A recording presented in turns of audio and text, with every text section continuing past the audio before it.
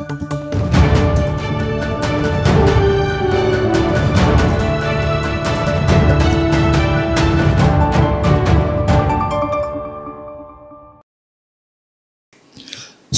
Indonesia, jumpa kembali bersama saya Moh Gunawan Abdillah di studio EJTV. Tema dan isu yang masih panas yaitu tentang Pulau Rempang, yang ada informasi bahwa Pulau Rempang memiliki sumber daya alam yang luar biasa. Semua berebut di Pulau Rempang. Nah, di studio kami narasumber-narasumber yang sudah hadir akan kita sapa satu persatu. Ada Bang Iskandar Sitorus, selamat malam Bang. Ya, selamat malam. Ada Cawi, selamat malam Cawi. Ada Bung Tobias Patiasina, selamat malam. Selamat malam Mas Gun. Jadi malam ini masih memperbincangkan kasus yang memang saat ini hampir mungkin 2 bulan atau dari Agustus, sekarang udah masuk akhir September. Jadi 1 bulan penuh ini memang Pulau Rempang ini masih menjadi perbincangan suku Melayu di Indonesia. Tidak hanya suku Melayu, tapi ada Bugis, ada Flores, dan bahkan beberapa minggu lalu juga ada sempat demo mengatasnamakan suku Jawa, suku apa. Jadi adat dan suku dibawa-bawa nih. Jadi memang urusannya sudah politis, dan mungkin Pak Jokowi memberi tugas kepada beberapa menteri. Ada Bahlil yang memang di lapangan sebagai garda terdepan, namun kita masih bilang Bahlil ini gagal karena tidak memperdayakan atau mengorangkan orang-orang yang ada di Pulau Rempang. Yaudah, kita langsung ke Cawi, kita langsung bahas dari sisi politis nih. Jadi kasus Rempang ini mendunia, bahkan beberapa situs web asing juga mengeksplor apa sih yang sebenarnya terjadi di Pulau Rempang. Jadi mulai dari penggusuran, dari masyarakat tidak diberi seperti kayak cepat-cepat buru-buru. Padahal kita tahu hari ini aja BP Batam masih menyurati warganya untuk musyawarah mengenai AMDAL. Jadi informasi sebelumnya HPL belum punya, sekarang AMDAL juga lagi masih diurus. Tapi kemarin tanggal 7, tanggal 11 penggusurannya itu bahkan melukai banyak anak-anak dan warga yang ada di sana. Dari sisi politis ini menguntungkan Pak Jokowi di akhir jabatan atau seperti apa pandangan dari Cawi? Silakan Cawi. Ya, terima kasih. Assalamualaikum warahmatullahi wabarakatuh. Kasus Rempang ini menurut saya sangat complicated ya, sangat kompleks. Tapi karena banyak dimensi yang terlibat, banyak persoalan yang terjadi di sana, saya ingin membatasi pada beberapa hal. Pertama, dalam konteks geopolitik dan geostrategis, Pulau Rempang ini bisa dikatakan berhadapan-hadapan langsung dengan negara tetangga, sehingga dia menjadi bernilai ekonomis, bernilai strategis dalam aspek pertahanan dan keamanan. Tentu di sini akan banyak aktor yang bermain dan berkepentingan. Itu pertama. Nah, yang kedua, saya ingin melihat bagaimana pemerintah mengelola wilayah-wilayah yang ada, terutama pulau-pulau terluar. Kayak gitu. Ini kan Rempang ini kan dari sekian pulau yang kemudian mencuat ke permukaan. Sebelum-sebelumnya kan sudah misalnya ada orang menjual pulau secara online, ada macam-macam lah case-nya. Ini kebetulan ada case yang berbeda, ya kan? Jadi bagaimana negara mengelola pulau-pulau yang tersebar dari Sabang sampai Merauke ini, tentu ini menjadi potret buram bagi bangsa Indonesia. Yang ketiga, bagaimana pertarungan-pertarungan bisnis yang ada di situ. Siapa-siapa yang bermain ini? Ya kan, siapa yang berkepentingan, siapa yang berkepentingan untuk membangun bisnis A, bisnis B dan seterusnya. Nanti barangkali kita bisa perdalam itu. Yang berikut adalah terkait dengan bagaimana negara memperlakukan rakyatnya. Kayak gitu.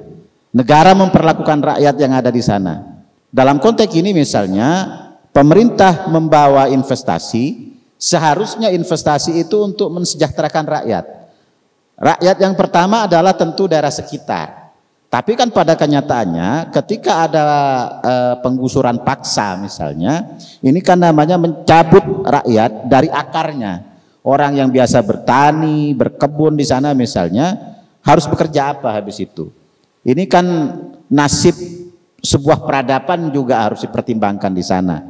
Nah, ini yang menurut saya tidak komprehensif.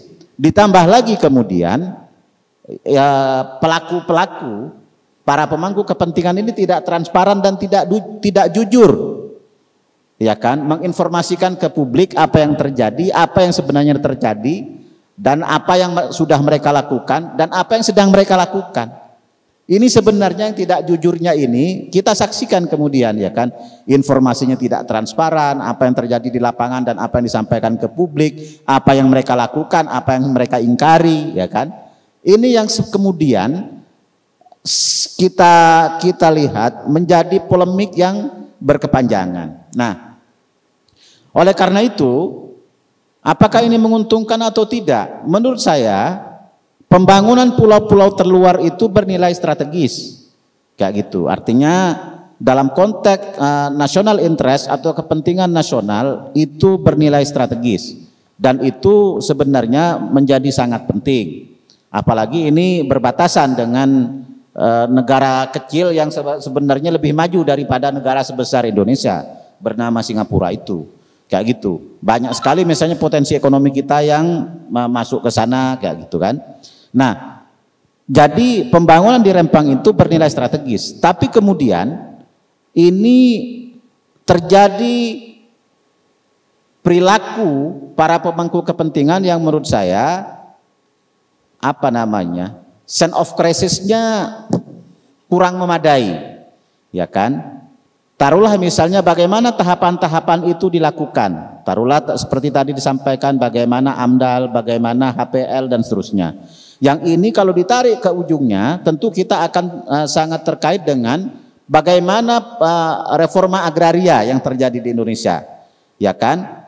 Di kita ini banyak masyarakat kita itu yang untuk mendapatkan tanah 100 meter saja mereka harus KPR puluhan tahun.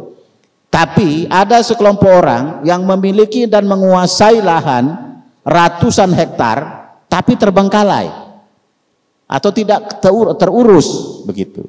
Nah, praktek-praktek ini kan terjadi sebenarnya. Dan bagaimana praktek ini terjadi? Tentu kan ada tangan-tangan kotor yang bermain di situ, ya kan. Nah, belum lagi misalnya bagaimana proses-proses perizinan, apakah memenuhi persyaratan atau tidak memenuhi persyaratan, apakah sesuai prosedur ataukah tidak sesuai prosedur. Ini tentu sebenarnya kalau kita mau jujur, pihak penegak hukum bisa masuk ke ranah itu untuk mendalami proses ini. Apakah benar mereka sudah sesuai dengan prosedur yang ada. Yang berikut menurut saya, apakah di sana misalnya rakyat yang melakukan perlawanan itu boleh dikriminalisasi? Harus dilihat faktanya. Kalau memang mereka itu sudah bermukim di sana, tidak bisa dikriminalisasi. Atau mereka memang memiliki aset di situ, tidak bisa dikriminalisasi. Lepas dari misalnya kalau misalnya ada provokasi dari pihak-pihak luar, ya provokasinya yang harus ditindaklanjuti, diproses, kayak gitu. Sehingga ini tidak mengganggu penanganan persoalan di sana untuk lebih komprehensif. Barangkali itu sebagai pengantar, Mas Gun. Oke, kita ke Bang Iskandar Sitorus. Jadi mewakili Himpunan Masyarakat Adat Pulau Rempang Galang. Jadi kemarin baru-baru ini nggak tanggung-tanggung, Himat Purelang juga langsung menggugat Presiden, Kepala BP Batam, Menteri Agraria, dan seluruh stakeholder yang terlibat di Rempang digugat. Nah, keberanian Himat Purelang sampai menggugat Presiden, apa ini motif dan tujuannya? Silakan, Bang Iskandar. Ya, terima kasih Mas Gun, terima kasih kawan-kawan narasumber lainnya. Jadi kita perhatikan melalui AGTV ini mungkin kami membreakdown dengan detail. Kita sepakat tadi ini masalah pertahanan. Kami mengajak para pemirsa itu berhitung, mencermati bahwa sesungguhnya Pulau Rempang ini adalah bagian atau satu kesatuan yang tidak terpisahkan dari kecamatan kecil di Kabupaten Bintan. Ini Kecamatan Bintan Selatan namanya. Jadi pulau-pulau yang didengung-dengungkan, diributkan ini akar sejarahnya teramat kuat. Menjadi wilayah persinggahan bagi lalu lalang kapal-kapal besar sejak zaman dahulu kala. Lalu kita lihat bahwa Presiden Soekarno pernah melakukan kesalahan besar untuk pulau ini ketika mencabut seluruh alas hak yang pernah terbit sejak kemerdekaan di atas pulau ini. Jadi sejak tahun 57 Soekarno memang sudah merancang ini menjadi wilayah pertahanan. Pasca itulah mulai gelombang Komando Ganyang Malaysia itu berlaku. Jadi kalau kita ke sana kawan-kawan semua, ada satu titik di Rempang itu yang sepanjang 10 km itu jalannya teramat lurus. Jadi begitu umpamanya ada keributan peperangan, tinggal tebang pohon kiri kanan dan tiang listrik, itu pesawat F-16 akan bisa mendarat dan atau terbang lepas landas. Nah, itu sejarah yang kita lupakan. Yang kita agak heran adalah habis Soekarno berkuasa, rezim Soekarno ke rezim Soeharto sampai rezim Jokowi melupakan pencabutan ini. Malah di tahun 86 di Pulau Rempang dilekatkanlah status hutan. Kan lebih dahulu masyarakat hidup di pulau-pulau itu. Jadi itu Mas Wiji, Pak Katobi, pulau itu sesungguhnya ada 54 pulau besar kecil. Total luasnya itu adalah 34.108,24 hektar. Kalau untuk Pulau Rempang ini sendiri nyaris 17.000 hektar. 17.000 hektar ini setelah tahun 86 dilekatkan menjadi hutan konversi dan hutan buru, maka yang bisa dikonversi menjadi area penggunaan lain hari ini diumumkan pemerintah hanya 7.506 hektar. Dan keberanian pemerintah pusat karena dimanipulasi oleh Kepala BP Batam dan Wali Kota Batam menyebut sudah ada sertifikat hak pengelolaan lahan itu.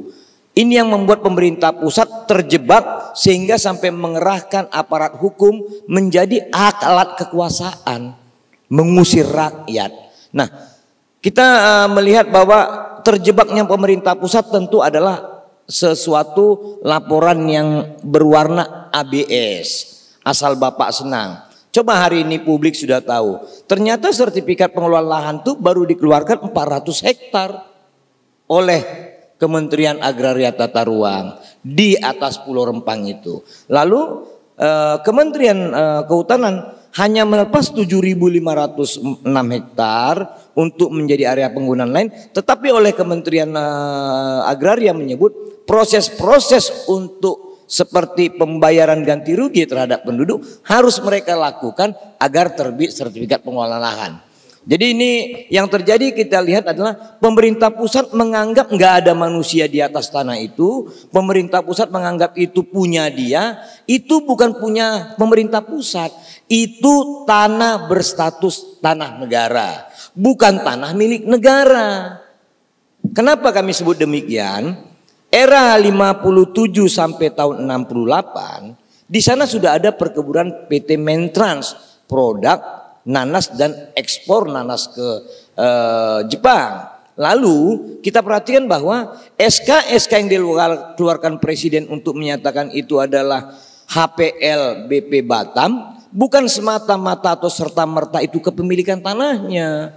Mereka harus melakukan kerja-kerja hukum bersifat perdata, baik terhadap penggarap dan atau siapapun di atas tanah itu. Makanya kami sering sebut itu, kalau memang bisa kekuasaan presiden memberikan kewenangan terhadap badan pengelolaan, kenapa tidak kita lahirkan saja badan pengelolaan DKI Jakarta? Bikin BP DKI Jakarta sehingga ambil semua tanah rakyat. Kan tidak bisa demikian. Nah, kepentingan-kepentingan politik, bisnis ini bermuara pada lahirlah histori kesukuan. Didoronglah persoalan-persoalan ini sehingga hari ini kita melihat bahwa ada persoalan yang paling krusial seperti dalam tanda kutip genosida. Jadi asumsinya jadi seperti itu. Padahal itu tidak benar. Yang kami tahu lagi informasi untuk kita di AGTV ini, ternyata pihak Sinyinya sendiri tidak mau tahu mereka di mana akan ditempatkan. Ternyata pihak swasta yang mengadakan kerjasama dengan BP Batam dan Pemko Batam itu juga tidak suka dengan kondisi ini. Mereka tidak suka dengan kondisi untuk mengusir rakyat. Kita dengar sendiri itu dari pemilik kepentingan PT MEK itu menyebutkan, kita tidak sebut nama, bahwa mereka tidak nyaman dengan kondisi yang dilakukan oleh BP Batam ini. Dan hari ini ternyata Allah menunjukkan BP Batam itu baru memulai proses-proses awal untuk terbitnya AMDAL. Jadi ini adalah rangkaian kata-kata bohong yang dilakukan pemerintah. Apakah karena dia dibohongi oleh pemerintah daerah, lantas pemerintah menggunakan aparat penegak hukum menjadi alat kekuasaan untuk memberangus atau mengusir rakyatnya. Ini yang terjadi. Itu sementara. Oke, itu dulu. Ini kita ke Bung Tobias nih. Jadi pelaku utamanya nih mungkin kawan Bung Tobias kan, Bahlil Lahadalia. Jadi sebagai tokoh pemuda, Bahlil ini memang hampir tiap minggu ganti kata, ganti topik, pembelaan dirinya sendiri tanpa memberikan rasa aman ke masyarakatnya itu, rasa kepuasan. Jadi hanya kata petunjuk Bapak Presiden, tapi angkanya masih tetap dengan 500 meter warga dikasih rumah tipe 45, masih seputar itu dari awal sampai sekarang tanpa melihat akar permasalahan keinginan masyarakat. Jadi kalau saya perhatikan dari tanggal 28 Agustus sampai saat ini, Bahlil dengan bangga membanggakan yang namanya investasi 172 triliun akan masuk katanya. Padahal yang terjadi sini itu di Gresik sudah ada uangnya, entah ada atau tidak, tapi jadi polemik yang Gresik ini nih. Sama pabrik kaca, pabrik solar panel. Pindahlah nih sekarang nih ke Batam. Jadi kalau melihat kelakuan Bapak Menteri atau sebut saja tokoh utamalah di kasus Rempang ini, memang ada tindakan-tindakan tanda kutip nggak Kak? Misalkan apa yang disebut kalau umumnya apa ya? ada maladministrasi atau apalah menurut pandangan Bung Tobias? Silakan Bung. Ya, terima kasih. Kalau menurut pandangan saya ya bukan dilihat dari maladministrasi, tapi memang kelakuan mereka itulah yang kita lihat bahwa ini menguntungkan mereka apa tidak. Itu yang pertama. Karena ya kita lihat bahwa sebenarnya kan simpel kok kita melihat bahwa yang dari tahun 2004 aja sudah investasi sudah gagal, udah nggak berhasil. Lah kok tiba-tiba di tahun berikutnya, tahun hari ini dibuka lagi. Lah itu kan nggak masuk akal. Lah ini kita bicara mengenai investasi, kan investasi yang bagi saya yang orang awam itu maling dicopet. Ya, maling dicopet. Jadi ini sebenarnya ya maaf aja bahwa kalau pemikiran saya ini yang dibohongin ini sebenarnya bukan orang asing, tapi dibohongin inilah masyarakat sendiri dengan kepentingan mereka yang ada di sekitar Pulau Rempang, ya kan? Karena ya Rempang Eco City itu kan itu jelas itu memang buat kepentingan siapa? Kita lihat kan dari awal kan kepentingannya berbeda. Nah tiba-tiba buka lagi itu pabrik kaca.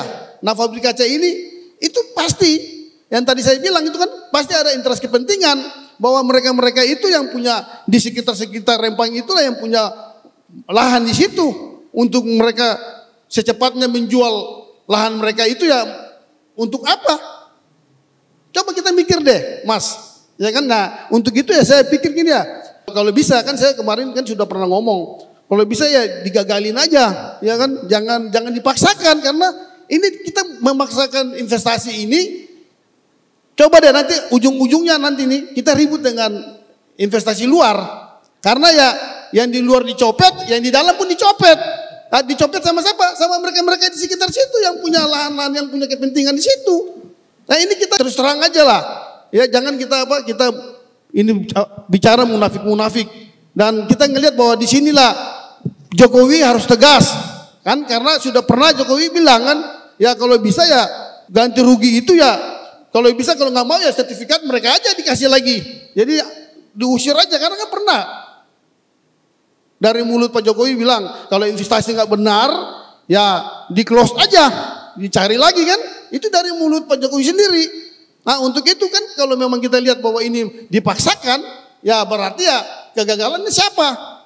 Karena kita ngelihat bahwa hari ini baru 3, kalau nggak salah 3 kakak yang saya dengar di media ya, bahwa tiga kakak yang baru pindah, itu pindah di tempat yang sementara, bukan tempat yang sudah tersedia kan.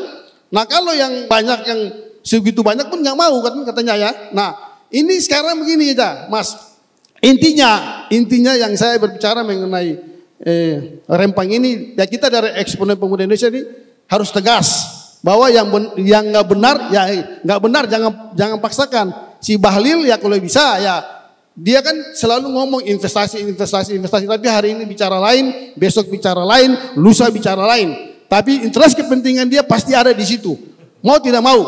Itu mungkin untuk sementara saya ngomong seperti itu dulu Mas. Terima kasih. Bung Tobias, kecawi lagi. Jadi tapi masih dari sisi politis nih. Kalau ini kan dari seorang sosok Bahlil. Cuman dari sisi politis di akhir jabatan Jokowi ini seperti membuat luka.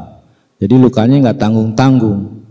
Jadi mungkin entah presiden juga dibisiki oleh seseorang bahwa ini akan untung atau memang ada keuntungan atau seperti apa. Ini maksudnya kan presiden sendiri sampai menyebutkan kok urusan kayak gitu sampai ke saya. Jadi menggampangkan, meremehkan. Jadi mungkin Pak Jokowi harus belajar tadi teori api kecil api besar atau teori kaca retak. Nah ini kan meremehkan, inilah yang sangat disayangkan. Sosok presiden yang mau berakhir jabatannya tapi tidak memiliki insting tadi. Keamanan, ya kenyamanan. Jadi kalau dilihat beberapa titik kerusuhan aja mengenai konflik agraria nih di mana-mana, Kalimantan meledak, Sulawesi kemarin kantor bupati dibakar, artinya kan bisa menjadi pemicu, termasuk yang di kawasan Batam sendiri. Ini masih bara kecil. Kalau setingkat presiden bicara seperti itu ya gimana lagi? Silakan Cawi. Ya, apa namanya? Sebenarnya kan sederhana kalau pemerintah punya goodwill ya, dalam misalnya menarik investasi. Taruhlah yang tinggal di Rempang ini berdasarkan data kependudukan itu ada berapa kakak? 12.000, ya kan? Terus orang yang dari luar pulau tapi punya pekerjaan di sana atau pulang pergi begitu, itu berapa? Dari situ kan bisa dipetakan, ya kan? Habis itu investasi yang mau masuk ke sana apa? Misalnya taruhlah pabrik kaca misalnya, atau kasino atau apalah kan, kayak gitu. Ini kan bisa dipetakan. Nanti kan warga yang terdampak kalau nelayan misalnya dengan penambangan pasir yang ada di sana, tentu ini akan mencemari lingkungan. Ikan-ikannya akan kurang baik untuk dikonsumsi. Artinya warga itu harus disiapkan pekerjaan yang layak sebagai profesi pengganti, ya kan? Nah, begitupun yang lain. Jadi pemetaannya harus jelas, AMDALnya harus selesai, proses prosedurnya itu harus terlampaui semua secara transparan. Sehingga mengevakuasinya itu komprehensif, bukan pengusiran. Ini kan pengusiran yang terjadi ini. Kalau tadi bahasa yang lebih ini barangkali genosid, iya kan? Orang dicerabut dari akarnya, pohon aja dicerabut dari akar ini masih kalau salah-salah bisa mati dia. Ya kan, kalau bagus nyambutnya masih layu, kayak gitu kan. Apalagi ini manusia punya anak yang sekolah di sana sudah bertahun-tahun di situ, bahkan barangkali para leluhurnya sudah dimakamkan di situ dan sebagainya. Nah, ini yang terjadi menurut saya. Nah, situasi ini, potret di Rempang ini seperti yang tadi sampaikan, ini bisa terjadi di tempat-tempat lain. Di penghujungnya Pak Jokowi ini bukan tidak mungkin misalnya nanti di IKN mengalami hal yang sama, ya kan? Barangkali sekarang aja belum muncul ke permukaan ini, ya kan? Dalam perjalanan bisa jadi muncul ya kejadian yang sama. Sekarang masih ditutup-tutupi. Barangkali masih banyak investasi, banyak duit yang dipakai untuk nutup. Nanti begitu sudah berhenti, kan kayak gitu. Nah, kenapa kesannya kemudian menjadi terkesan terburu-buru misalnya? Ya barangkali sudah ada tuntutan dari investor. Karena misalnya jangan sampai juga pemerintah Indonesia menjadi wan prestasi. Ketika wan prestasi ini apa konsekuensinya? Kan tentu ada konsekuensi. Balikin dana investasinya kah atau bagaimana? Iya kalau dana investasi itu masih ada. Kalau sudah dipakai buat yang lain, ya kan dari mana mengembalikannya? Nah ini kan masalah-masalah ini tentu tidak semudah membalik telapak tangan. Memang harus diurai satu persatu. Karena kita bicara manusia dan hajat hidup manusia. Kayak gitu. Nah, fungsi negara ini kan harus menjamin kesejahteraan dan keamanan rakyat. Kalau khusus di Pulau Rempang ya tentu kesejahteraan dan keamanan rakyat Rempang. Kayak gitu. Sebelum kita bicara yang lain-lain dulu. Bagaimana misalnya kondisi kesejahteraan masyarakat Rempang? Ketika misalnya investasi masuk, industri masuk, perhotelan masuk, pariwisata masuk misalnya. Seperti apa? Ini kan harus dipersiapkan ini. Ya kan? AMDAL-nya harus dipersiapkan, ya kan? Analisa sosialnya harus dimatangkan, rekayasa sosialnya bagaimana? Kan tidak sesederhana dikasih rumah, ya kan? Dikasih ini itu selesai perkara. Mereka ini akan hidup dengan anak cucunya nanti. Kayak gitu. Nah, ketika mereka direlokasi misalnya atau digeser atau apapun lah namanya. Bagaimana dengan penghidupan mereka? Yang nelayan, bagaimana nanti profesinya? Ya kan? Apakah mereka dipersiapkan? Apakah misalnya dengan investor itu BP Batam ada perjanjian khusus bahwa warga Batam apapun pendidikannya, kayak gitu, apapun keterampilannya harus diakomodir menjadi tenaga kerja misalnya. Sampai 3 generasi misalnya. Itu kan harus jelas, ada jaminan buat penghidupan mereka di masa depan. Kayak gitu. Jadi bukan sekedar misalnya tanahnya diganti rugi, orangnya suruh pergi. Bukan itu masalahnya. Kayak gitu. Mereka ini sudah tinggal di sana bertahun-tahun. Yang kedua menurut saya, tingkat kewaspadaan nasional memang harus dijaga. Bagaimanapun misalnya proses infiltrasi itu sangat mungkin terjadi. Negara yang paling berkepentingan agar Batam dan sekitarnya ini tidak maju tentu menurut saya adalah Malaysia, Singapura, kayak gitu. Ini paling berkepentingan, kayak gitu, untuk gaduh, untuk ricuh kan kayak gitu. Nah, ini ntar dulu saya potong Malaysia dan Singapura. Jadi kemarin waktu di episode sebelumnya udah sempat dibuka Jawi. Jadi sama seperti omongan Bahlil 2 kali di DPR maupun di rumah salah satu tokoh masyarakat Batam. Jadi di DPR ngomong ya sama seperti Cawi bahwa tadi gaduh, Batam tidak mau maju, itu Singapura disebut. Faktanya di aktenya PT Mega Elok Geraha itu ada PT Wisesa sebagai induk PT Meg. 40% saham dari PT Wisesa itu adalah orang Singapura. Di situs BP Batam sendiri investasi terbesar adalah salah satunya tertinggi adalah Singapura. Jadi membantah tadi bahwa negara-negara yang disebutkan tadi Bahlil atau Cawi bikin gaduh, dia menanam uangnya triliunan dan paling tertinggi tidak hanya Batam tapi Indonesia itu Singapura. Ya. Harus dibedakan antara pengusaha dengan negara, ya kan? Pengusaha ini uangnya bisa kelayapan kemana-mana, tapi sebagai negara tentu Singapura punya kepentingan nasional, Indonesia punya kepentingan nasional. Kalau logika pengusaha ini kan yang penting untung, mau bisnis di mana aja kan, atau bisnis apa saja. Tapi benar bahwa misalnya idealnya, ya kan, idealnya investasi itu memang memprioritaskan pengusaha-pengusaha nasional kita. Tapi pada kenyataannya, ya kan, ini kan pemerintah kita ini mengharapkan investasi asing yang masuk, terutama misalnya dari negara-negara sekitar. Apakah proses masuknya investasi asing ke kita itu dengan mempertimbangkan aspek keamanan nasional dan ketahanan nasional misalnya, ya kita tidak tahu bagaimana proses itu diputuskan atau bagaimana proses itu dirumuskan oleh para pemangku kepentingan. Idealnya itu menjadi pertimbangan, terutama ketika dia menyangkut daerah-daerah perbatasan itu.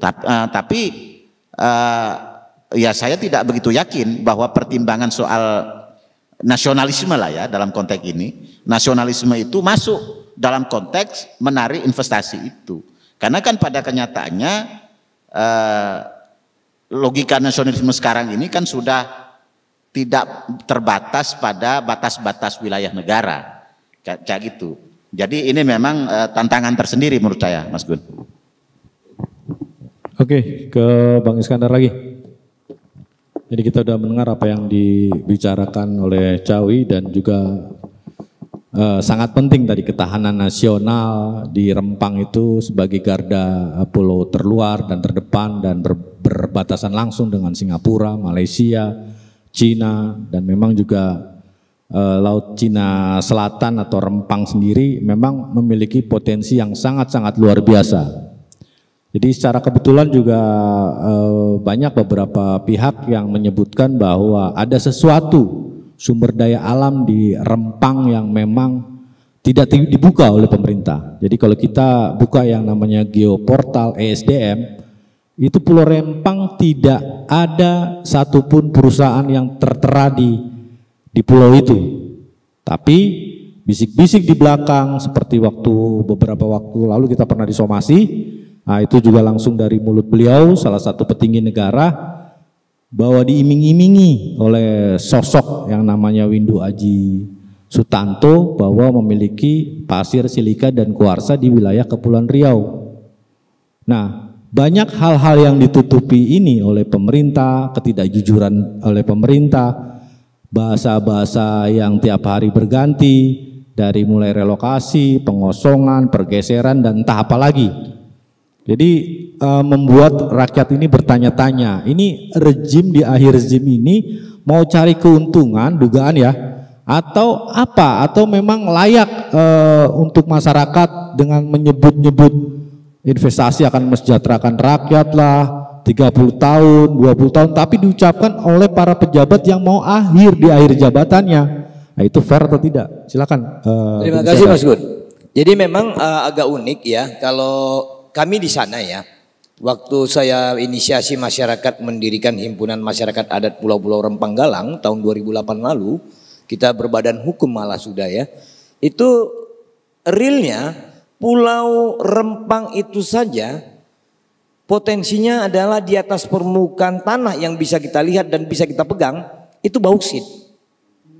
Itu bauksit kalau umpamanya dipotong untuk membangun, tingkat rata-rata ketinggian minimal 4 meter dari titik nol jalan raya itu bisa dipapas bauksit semua. Itu baru Rempang, belum Galang, Galang Baru dan lain-lainnya. Nah kalau sampai itu tidak terdeteksi memang sangat luar biasa, ada sesuatu di balik itu. Tapi kami mau menyatakan begini dia Mas Gunawan. Ini bukan persoalan besar sesungguhnya jika persoalan prinsipnya diselesaikan negara. Di sana tidak ada alas hak.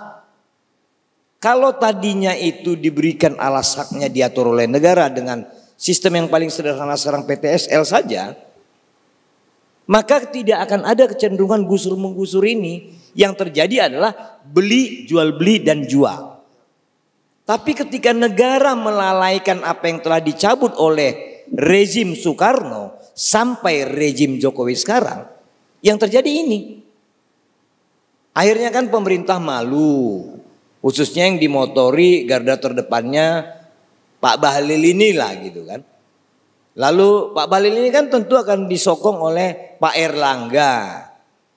Mereka berdua tentu akan mendapat informasi yang buruk dari Kepala BP Batam dan Wali Kota Batam.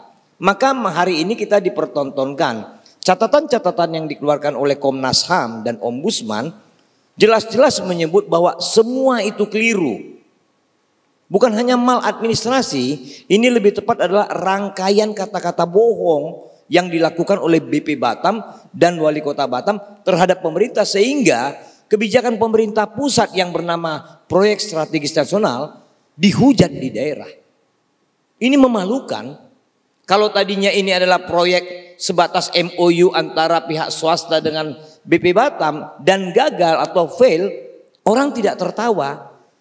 Yang paling bahaya adalah Menteri Bahlil dan Airlangga, Menko Perekonomian, yang harusnya ditemani oleh pemerintah daerah, gagal di depan perusahaan Sinyi RRC untuk hanya soal lahan saja. Ini aib besar. Jadi sesungguhnya rakyat tidak dirugikan karena kondisi sekarang kalau bagi kami dari perspektif tanahnya. Nah, syukurnya Pak Jenderal Hadi, Menteri ATR BPN sudah menyadari persoalan ini adalah hakikatnya tanah. Kalau tadinya negara sudah berhasil mengeluarkan sertifikat di atas tanah ini, maka yang harusnya terjadi adalah rakyat dibayar ganti rugi oleh BP Batam. Bukan BP Batam bawa polisi dan tentara ngusir rakyat. Nah, di sini baru negara menyadari dia lalai memberikan sertifikat terhadap rakyatnya. Coba kita bayangkan, Mas Gunawan, bayangkan EGTP, bayangkan ketika semua pulau ini sudah bersertifikat, siapapun yang datang ke atasnya harus membeli tanah. Layaknya kalau saya mau membangun pabrik di Cikarang, walau saya pakai SK Presiden pun saya harus lunasi dulu, bayar dulu tanahnya. Bukan saya pegang SK Presiden kemudian saya bawa tentara dan polisi ngusir rakyat. Nah, ini yang tidak dicermati selama ini oleh Menteri Perekonomian dari perspektif investor. Kami jadi malah berpikir, kenapa sih buru-buru? Lawang tanda tangannya di China baru kok, nggak sampai 6 bulan. Kenapa dipaksakan?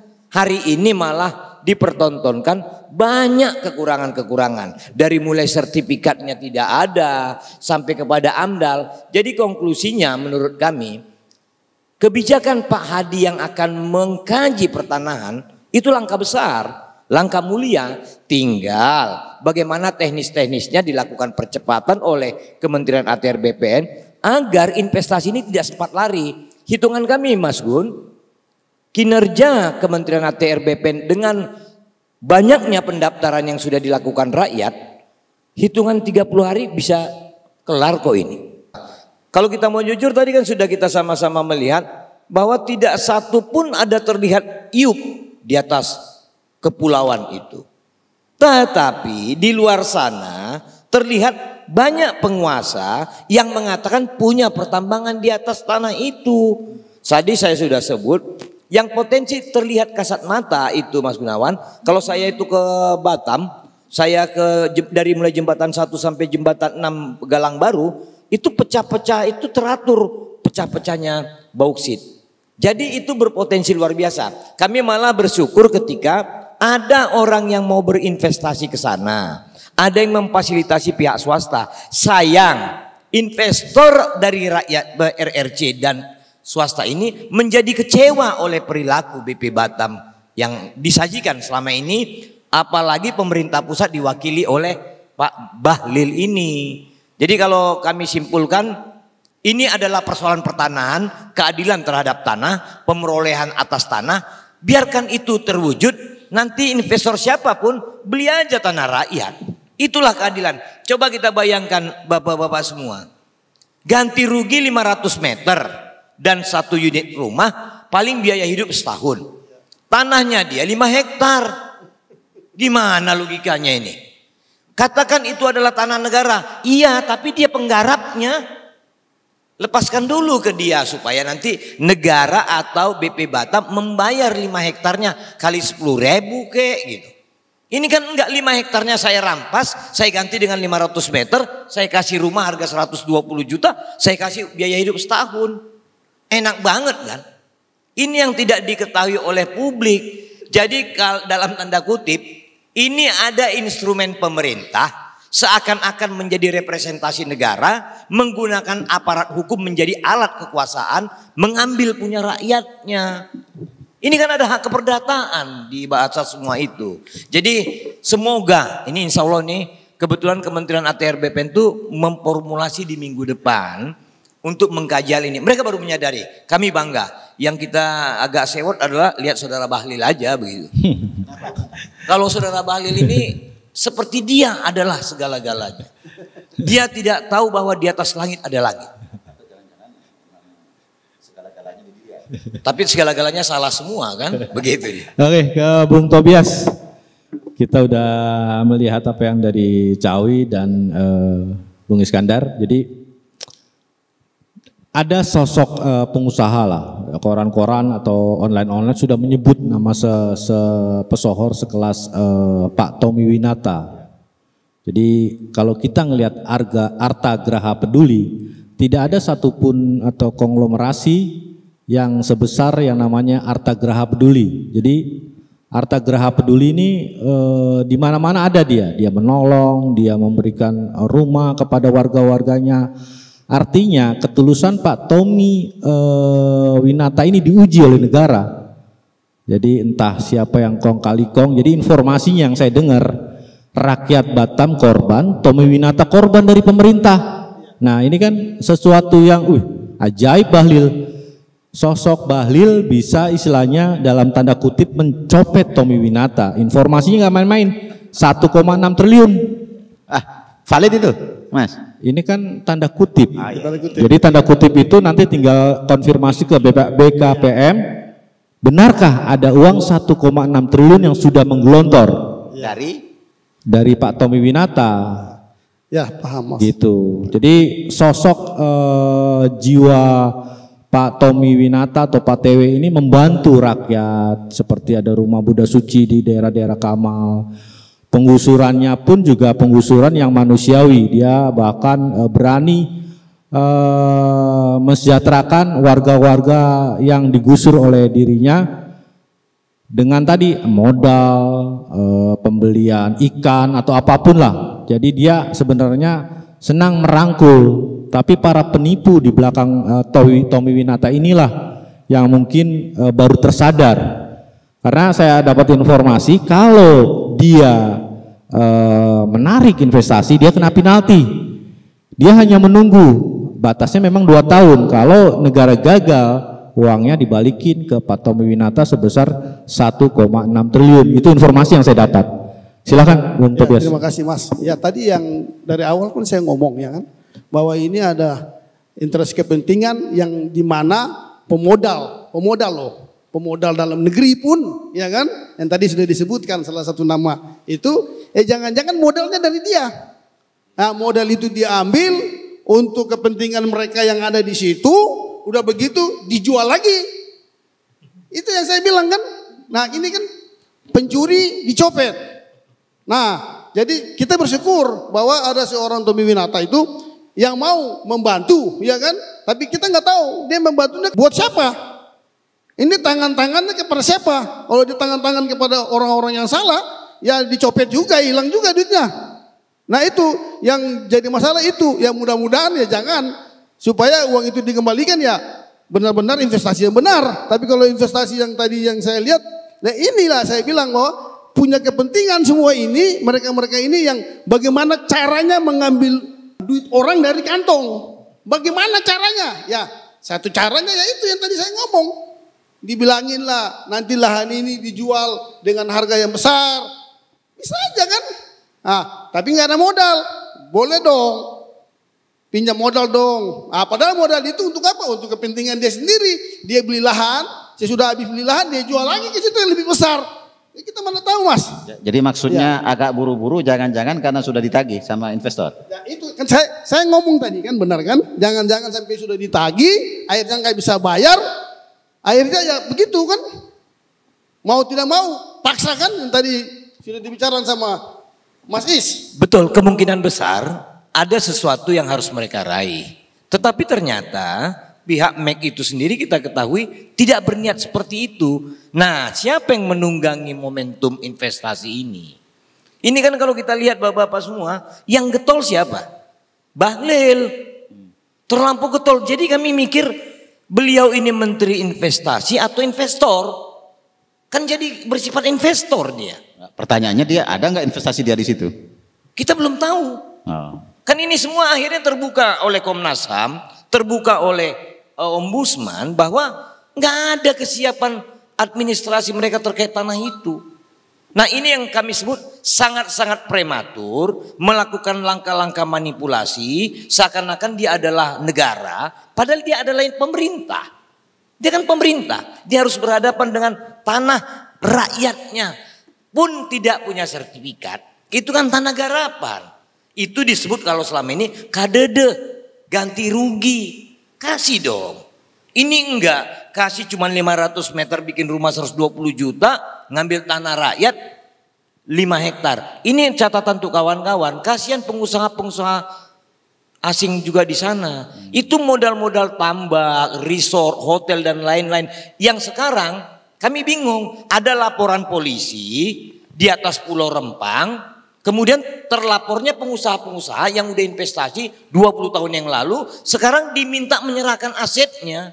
Ke siapa diserahkan? Lawang tanahnya masih tanah negara, bukan milik BP Batam.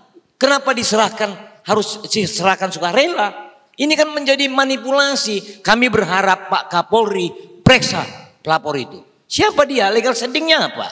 Kementerian baru sebut, baru 400 hektar yang dikeluarkan sertifikat pengelolaan lahan. Nah, ini yang diambil sekarang dari rakyat kembali, ribuan hektar sudah. Tapi gini Bang, kemarin kan Himan kan dipanggil Kejaksaan Agung tentang apa, kewenangan ya. Betul. Nah, itu kan kejahatan di situ. Benar. Nah, informasinya Bahlil kan yang melaporkan. Melapornya di Kejaksaan Agung. Laporannya kurang lebih waktu kami dipanggil, mohon maaf Pak, ini Mat pulang udah dokumennya lengkap. Tapi tolong dihargai karena pelapornya menteri. Menteri siapa? Investasi.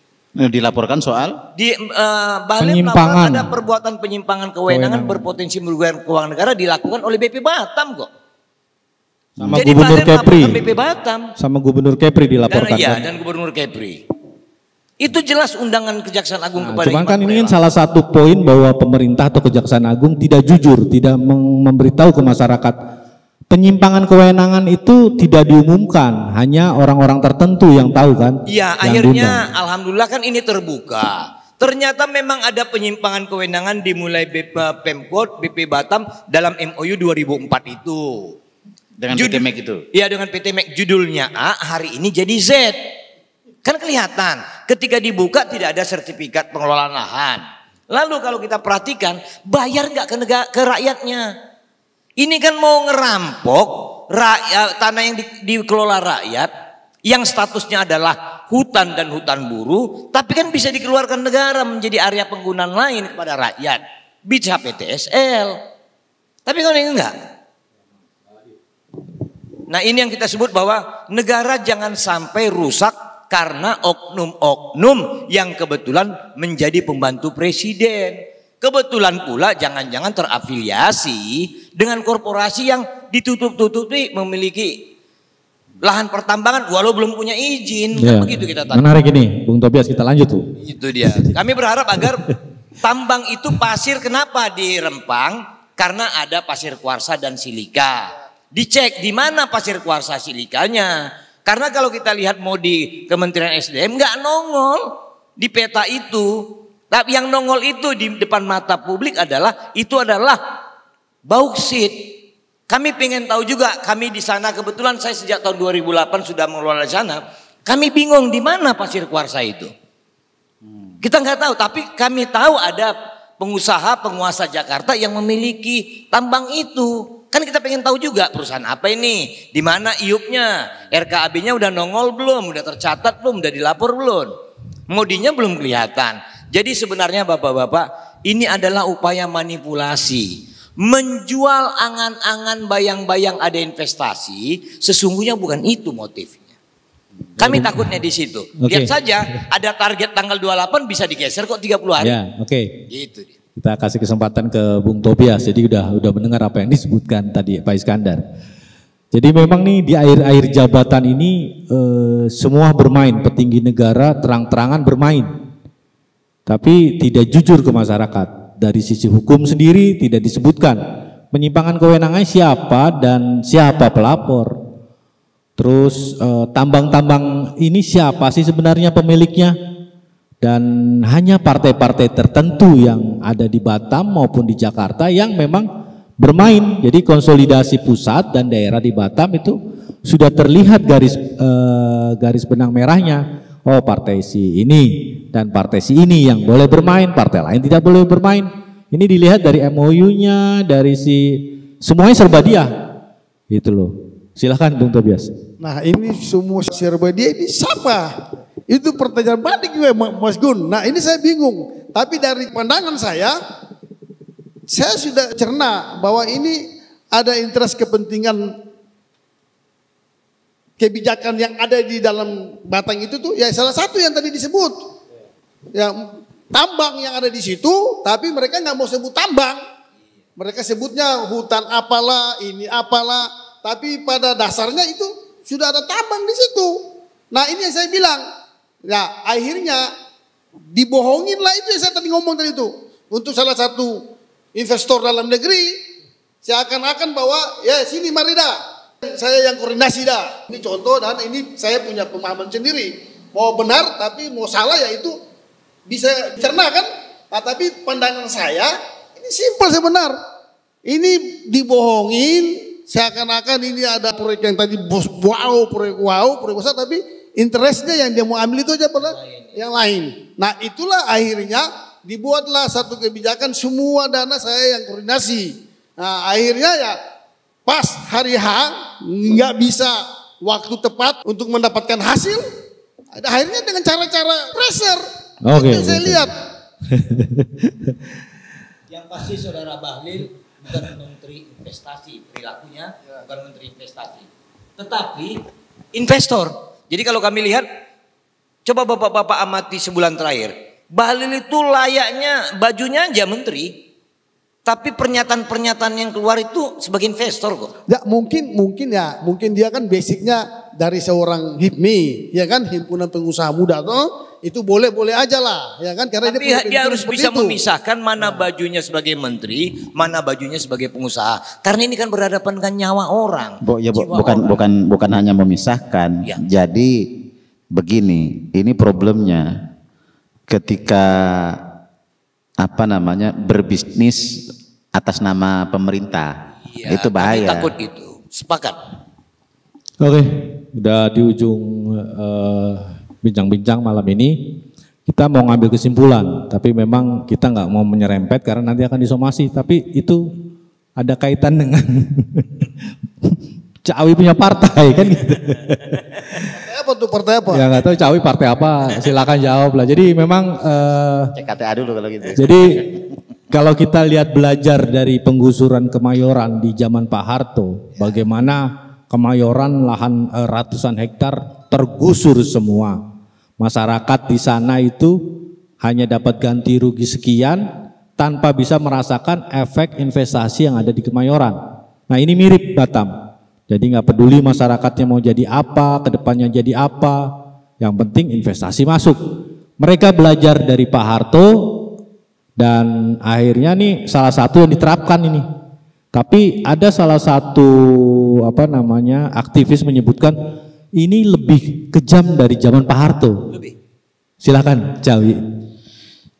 Ya menurut saya sekalian closing Cawi. Ya.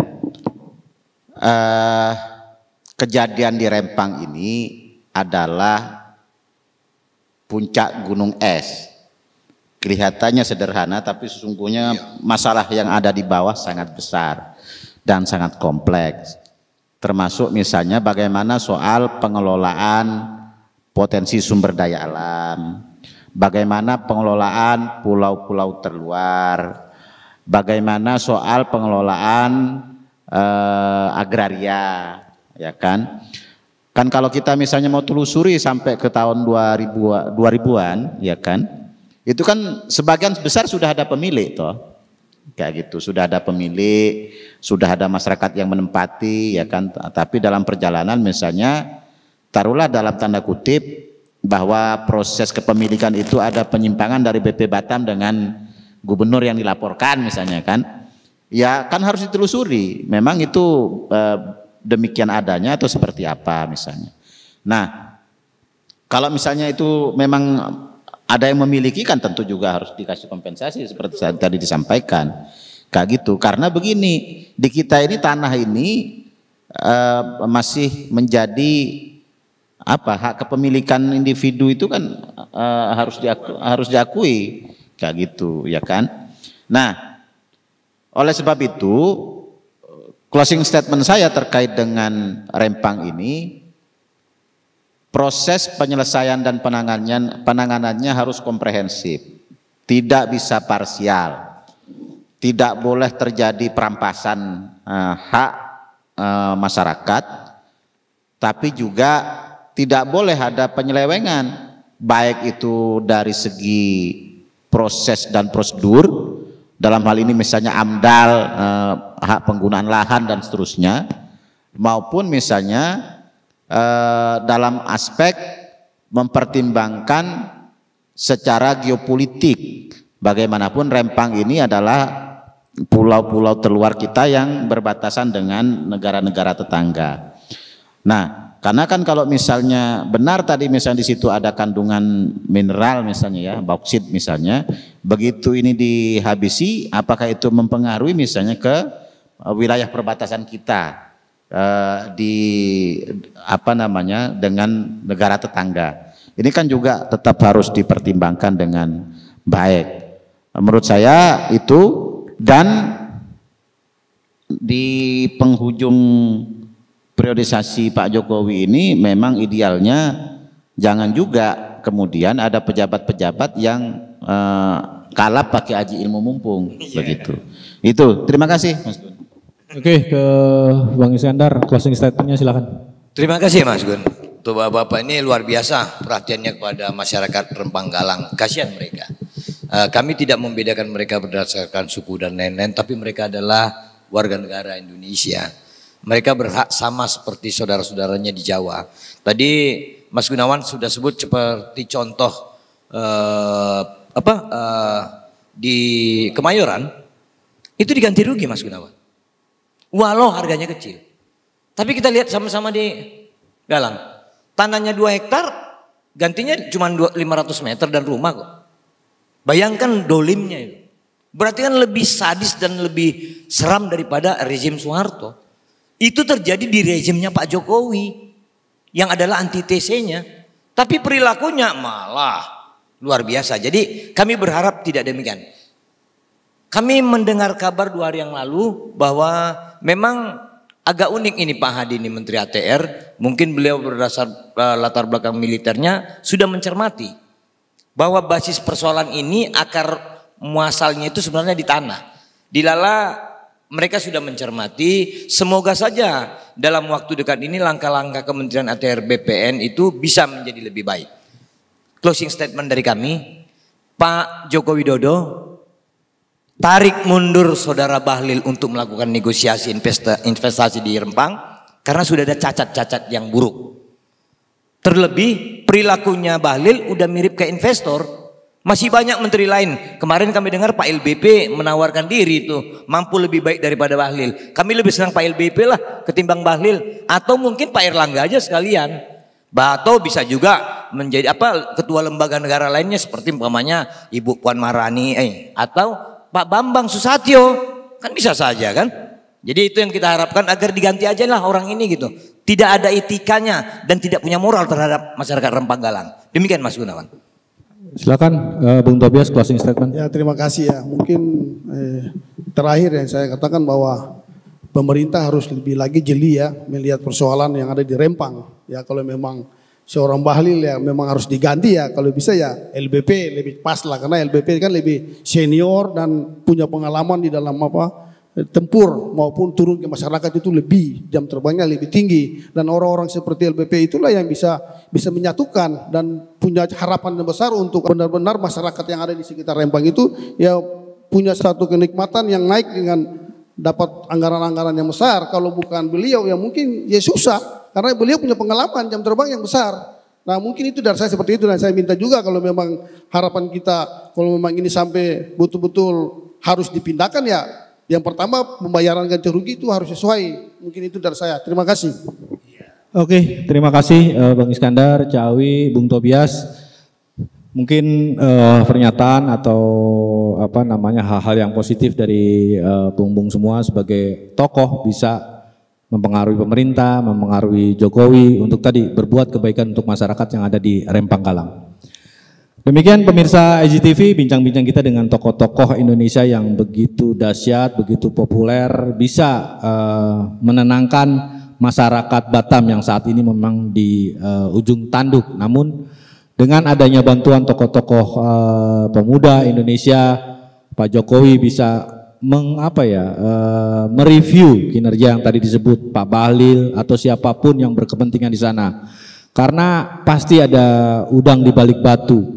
Bagaimana ngototnya BP Batam tanpa dasar menggusur masyarakat, HPL nggak punya, AMDAL nggak punya, nekat. Nah, kepolisian juga mau-mau. Mungkin di situ ada penyimpangan kewenangan dan mungkin Bapak Kapolri juga bisa mereview anak buahnya agar bisa menjadi baik ke depannya dalam penanganan kasus-kasus yang melibatkan masyarakat dengan pengusaha. Indonesia lebih baik tanpa kekerasan dan untuk masyarakat Indonesia di 2045 Indonesia menjadi Indonesia Emas. Saya Muhammad Gunawan Nabila undur diri. Salam Indonesia.